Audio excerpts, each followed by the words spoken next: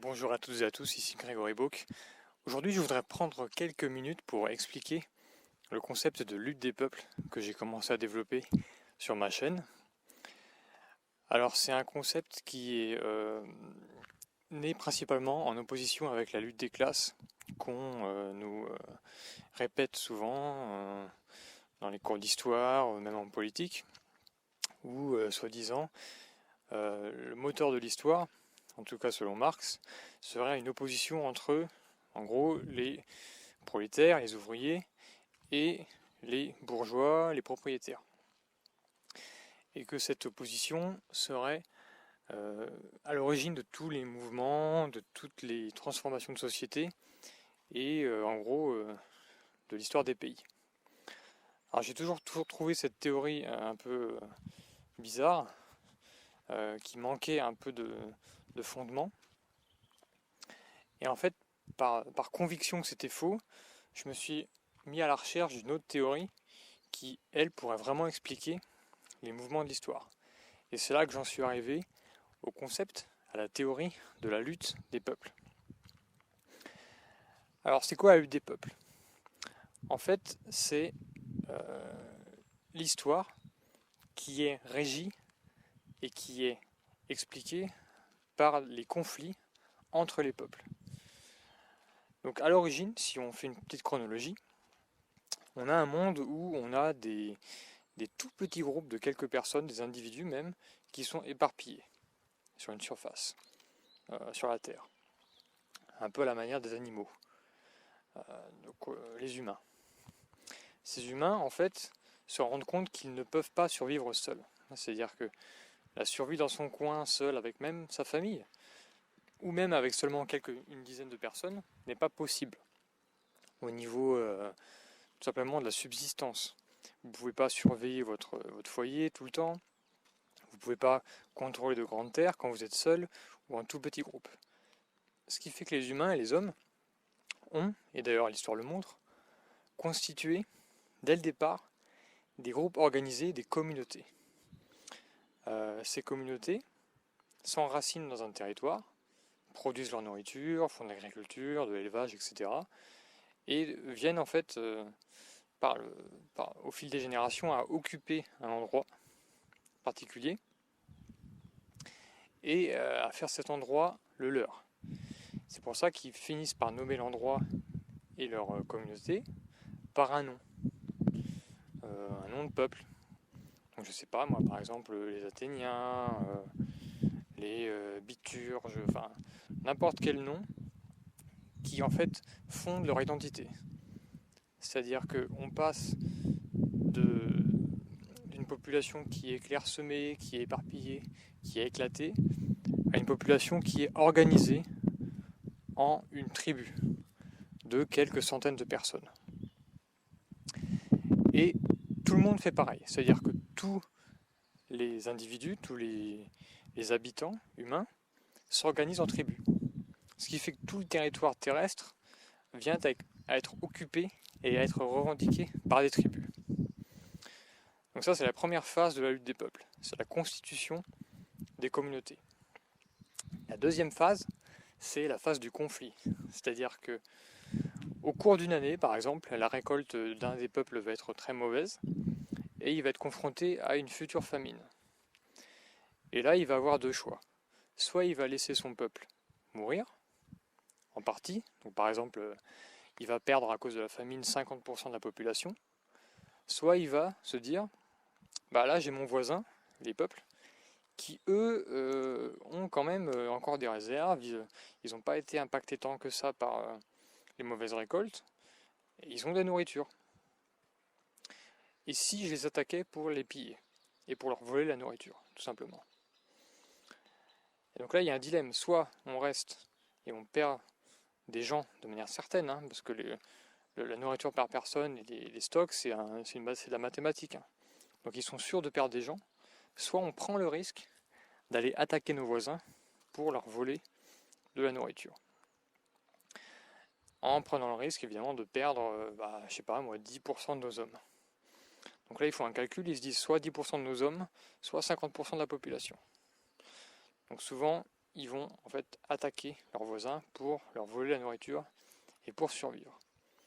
Et cet élément d'attaque, ce premier conflit, c'est vraiment l'origine de la lutte en elle-même. C'est-à-dire que vous avez des peuples qui se sont constitués et qui, en fait, à force du temps, ont des crises et veulent s'emparer des ressources de leurs voisins.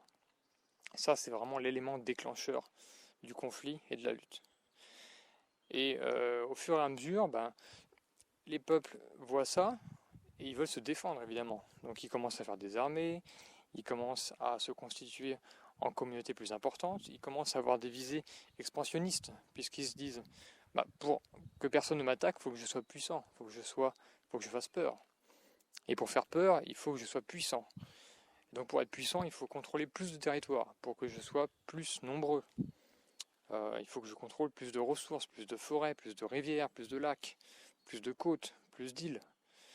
Et donc il y a naturellement des visées expansionnistes qui se mettent en place par certains peuples. Et donc la lutte en fait continue. Alors jusqu'à quel point? Selon moi, la lutte entre les peuples, qui est encore actuelle, c'est-à-dire qu'actuellement, alors on a beau dire qu'on est un monde unifié, etc., il y a l'ONU, il y a quand même les frontières qui existent.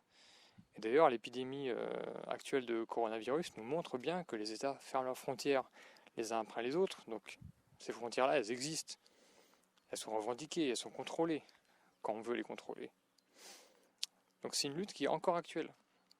Et c'est un processus qui est extrêmement long. Quand on parle de lutte des peuples, on parle de la première escarmouche entre vraiment deux tribus pour le contrôle d'une vallée, par exemple, jusqu'à une guerre mondiale comme la deuxième. Donc c'est un processus qui est très très long et qui en fait conduit à une agglomération des peuples. C'est-à-dire qu'il y a de moins en moins de pays dans le monde.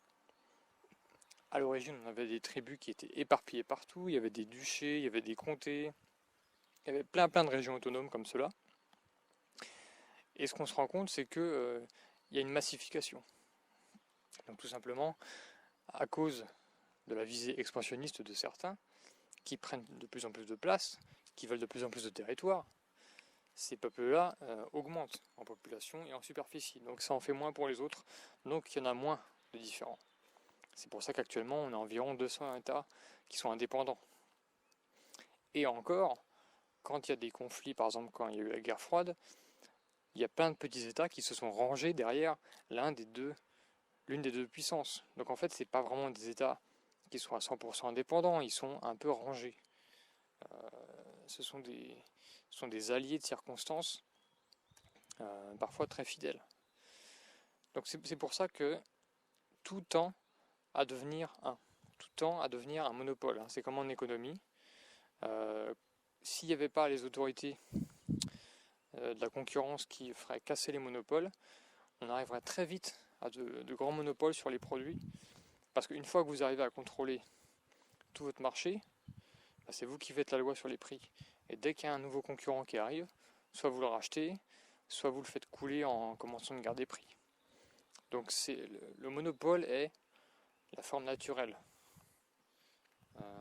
des choses, en tout cas dans les relations humaines.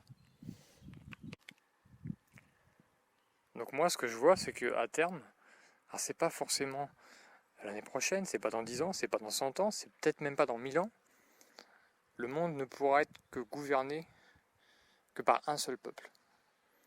Puisque c'est le résultat naturel de la lutte des peuples. Celle-ci ne s'arrêtera, c'est-à-dire que en gros les États arrêteront de se faire la guerre que lorsqu'il n'en restera qu'un. Et oui. Donc quand il n'y en aura plus qu'un seul, il ne va pas se faire la guerre contre lui-même et il pourra enfin contrôler les ressources du monde, il pourra contrôler la population, il pourra contrôler les territoires, etc. Tout gérer comme il faut pour qu'on n'ait plus de famine par exemple, pour qu'on n'ait plus d'épuisement des ressources pétrolières trop rapide. Donc pour en revenir à la comparaison avec la lutte des classes, vous voyez que le concept de lutte des peuples est beaucoup plus puissant, beaucoup plus exhaustif. C'est-à-dire que la lutte des peuples, elle s'applique n'importe où, n'importe quand. Donc même au néolithique, quand on avait deux petites tribus d'Homo sapiens, etc., qui se faisaient la guerre pour un territoire de mammouth, eh bien, il y avait un concept de lutte des peuples. Il y avait deux tribus qui se faisaient la guerre, qui essayaient de prendre l'ascendant l'une sur l'autre, etc. Et donc c'était un conflit pour les ressources, pour le contrôle d'un territoire. Et quand vous voyez par exemple cette situation-là, comment vous voulez-vous l'expliquer avec la lutte des classes? Comment est-ce que déjà, c'est quoi les classes dans les sociétés primitives? Comment vous dites qu'il y a des classes? Et comment est-ce que ces classes amènent au conflit? Comment est-ce que... Oui, ça n'a pas de sens en fait. La vérité sur la lutte des classes, c'est qu'en fait, il y a des antagonismes de classes. C'est-à-dire qu'évidemment que les patrons n'ont pas les mêmes intérêts que les salariés. Mais en fait, ces antagonismes, on les retrouve dans plein de systèmes différents, notamment les couples hommes-femmes qui veulent avoir des enfants. L'homme n'est pas forcément d'accord avec la femme, n'a pas forcément les mêmes intérêts, mais comment est-ce qu'ils arrivent à créer quelque chose? Parce que c'est ça qui compte au final. Comment est-ce qu'un couple arrive à créer un enfant? Comment est-ce qu'une entreprise arrive à créer un produit, un service? Eh bien, c'est qu'il y a un compromis qui est fait entre les parties. Il y a un compromis, il y a un contrat même, parfois, qui est fait. Donc en fait, il n'y a pas de lutte des classes. Il n'y a que des contrats de travail, il y a des contrats de mariage, il y a des contrats informels, verbaux, où l'une des parties s'engage à travailler pour qu'ensemble, ils puissent créer quelque chose. Parce que le patron tout seul, il ne peut rien créer. L'employé tout seul, le salarié tout seul, il ne peut rien créer s'il n'a pas de direction. La femme toute seule, pareil, elle ne peut rien créer. Elle ne peut pas élever et subvenir à ses besoins toute seule, notamment dans les périodes de fragilité. Et l'homme tout seul, c'est pareil. Il ne peut rien faire. Il lui faut une femme. Donc en fait, la lutte des classes, c'est comme la lutte entre les sexes. C'est des concepts qui visent à créer des conflits là où il n'y en a pas, là où il ne devrait y avoir que des compromis. Et c'est pour ça qu'en faisant monter la mayonnaise, on arrive en fait à faire croire qu'il y a des conflits entre les deux, notamment entre les patrons et les salariés. Mais en fait, il n'y a pas de conflit, il y a juste un compromis à rechercher. Et d'ailleurs, un salarié peut devenir un jour un patron peut devenir un jour un salarié. Donc les classes sont totalement perméables. Il n'y a pas de... c'est fluide. Il y a un conflit d'intérêts sur des points précis, mais il n'y a pas d'opposition fondamentale. Ce qui est très différent de la lutte entre les peuples, puisque deux peuples ont des divergences fondamentales. C'est-à-dire qu'il ne peut pas y avoir de compromis pour créer autre chose. Les États ne vont pas faire des compromis et des contrats pour créer un monde parfait. Parce que tout simplement que les peuples choisiront toujours d'aller au conflit quand ça leur rapportera plus. Et d'ailleurs, tout ça, ça se vérifie dans les conflits historiques. C'est quoi les conflits entre les hommes et les femmes? En gros, c'est des petites engueulades, des choses comme ça. C'est quoi les conflits entre les patrons et les salariés? Au pire, c'est des grèves. Voilà, au pire du pire, des séquestrations. Mais ça va jamais très loin. Il n'y a jamais de mort de masse, il n'y a jamais d'armes en jeu. C'est toujours des petits points de détail du contrat qui sont négociés et qui sont en fait un ajustement par rapport au marché. Parce que quand un employé voit qu'il est sous-payé, forcément il va être plus payé. Mais ça ne dégénère jamais en mort. Alors que la lutte entre les peuples, elle est bien réelle. On peut la voir, on peut la sentir, on peut la documenter via toutes les guerres et tous les conflits qui ont eu lieu. Et vous pouvez chercher n'importe quel conflit, n'importe quelle bataille. Derrière, il y a toujours une volonté de domination de l'un des peuples, ou même des deux peuples. Et l'un veut prendre l'ascendant sur l'autre. C'est toujours ça. Alors parfois c'est fait de manière indirecte, c'est-à-dire que le peuple en lui-même, les gens du peuple ne le veulent pas forcément, mais les élites les poussent au conflit. Et une élite ne peut pousser son armée au conflit que si l'armée quelque part voit qu'il y a un intérêt quand même, soit pour elle, soit pour le peuple. Donc l'élite ne peut pas dire d'un seul coup on va attaquer tout le monde en même temps. Ça ne marchera pas. Il faut quand même une adhésion minimale du peuple. Voilà, donc toutes ces théories marxistes, toute cette huile qui est jetée sur le feu des relations entre les patrons et les salariés, tout ça, pour moi, ça cache en fait la vérité. Et la vérité étant que ce sont les nations qui sont en lutte contre elles-mêmes. Et qu'un ouvrier, je sais pas, russe, n'a aucun point commun entre un ouvrier du Bangladesh. Et les deux n'ont aucun intérêt à faire une sorte d'alliance transnationale pour renverser leur patron et prendre le contrôle des moyens de production. Ça n'a aucun sens. Et d'ailleurs, il n'y a aucun exemple réel de ce genre de théorie. Tandis que un paysan russe a énormément d'intérêt à être 100% avec ses dirigeants pour, par exemple, prendre le contrôle je sais pas moi, de la Crimée ou alors d'un accès en tout cas à la mer Noire et à la mer Méditerranée, parce que ça va renforcer l'unité nationale. Et cela évidemment au détriment des peuples qui occupent actuellement le territoire. Et une partie du travail maintenant que je fais en analysant l'histoire de chaque territoire du monde, c'est en fait de trouver les principes de la lutte des peuples.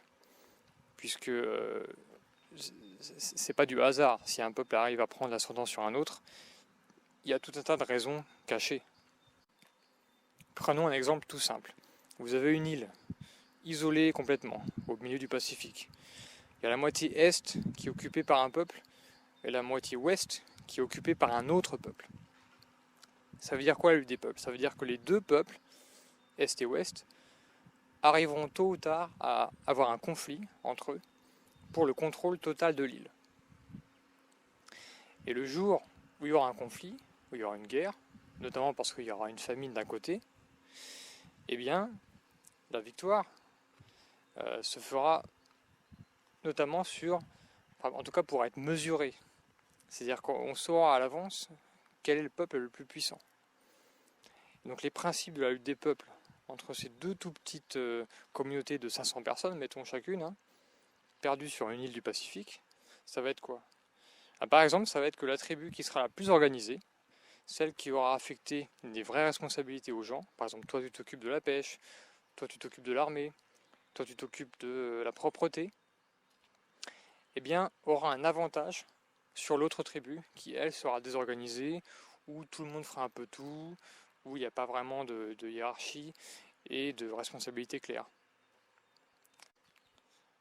Et donc là on arrive au principe de l'organisation. Le peuple le plus puissant sera celui qui sera le plus organisé. En tout cas sur ce critère-là. Donc il y aura une note, par exemple une mesure qui peut être attribuée. Donc je sais pas moi, 10% d'organisation pour l'une et 50% pour l'autre. Donc celle qui a 50% aura l'avantage, en cas de conflit notamment. Parce que c'est prouvé, c'est reconnu par l'histoire, quoi, que mieux on est organisé, et mieux on arrive à faire face à des événements. Parce qu'il n'y a pas d'énergie qui est gaspillée, déjà à savoir qui fait quoi. Ensuite, deuxième principe, ça peut être celui de favoriser l'excellence des cultivateurs, des fermiers, des éleveurs. C'est-à-dire que le peuple qui sera le plus doué à faire grandir des arbres, élever des bêtes, aura plus d'autonomie alimentaire et pourra résister plus longtemps à l'autre. Donc là, c'est un principe de compétence en fait. Le peuple le plus compétent, celui qui saura faire le plus de choses, aura un avantage sur l'autre. Autre principe, la santé. Le peuple qui sera en meilleure santé, qui fera attention à faire du sport, à ce qu'il mange, etc., au soleil, tout un tas de paramètres, aura plus d'avantages sur un peuple qui, lui, se foutra complètement de sa santé, mangera n'importe quoi et sera malade, sera alité, aura besoin de soins. et sera moins fort dans le combat.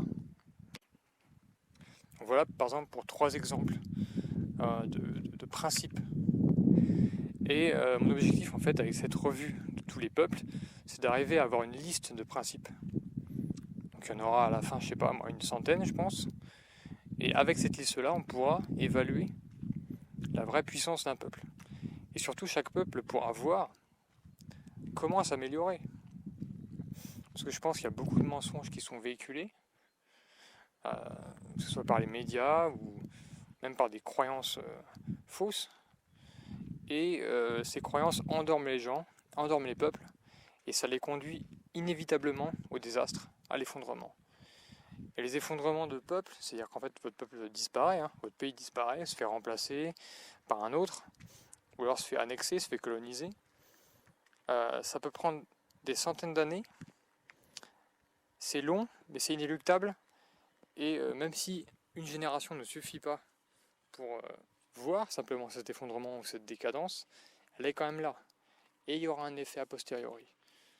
Donc mon travail, j'espère, servira à limiter ce genre d'effets négatifs et à faire prendre conscience à une génération de ce qu'elle est en train de faire et vers où elle va.